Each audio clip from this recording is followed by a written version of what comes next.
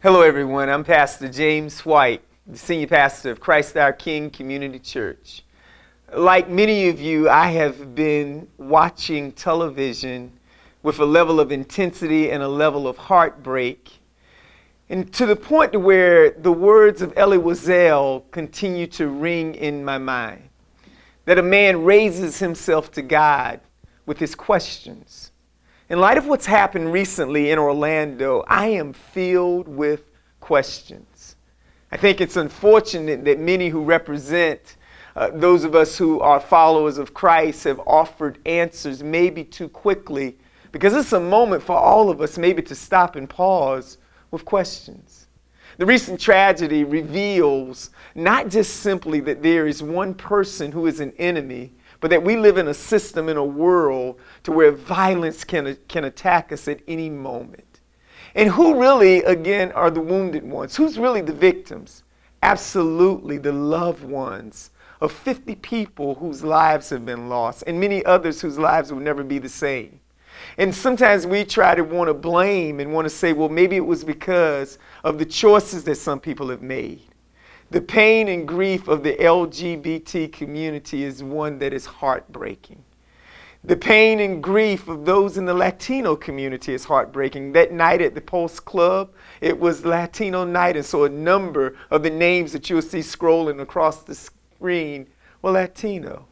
The pain and grief of the African American community. There were African Americans, there were white people that were involved. The pain and grief as well of the assassin, his family, his wife will never be the same. And so in the complexity of all these things, we often as well want to blame those whom we have no conversation with. Absolutely an act of an extremist Muslim perspective. But one can't be so simple-minded as to blame a whole community in light of this tragic moment. Maybe it's time for us to have compassion. It's interesting, but the Christ of the Bible often demonstrates a level of compassion when there was complexity, to the point to where when there was ultimate tragedy, he was quiet. In some of Jesus' most quietest moments was interesting. It's when he was going to the cross for those whom he was trying to save.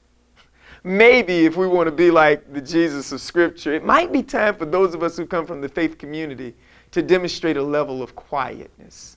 Quietness, but action in how we love, action in how we demonstrate compassion.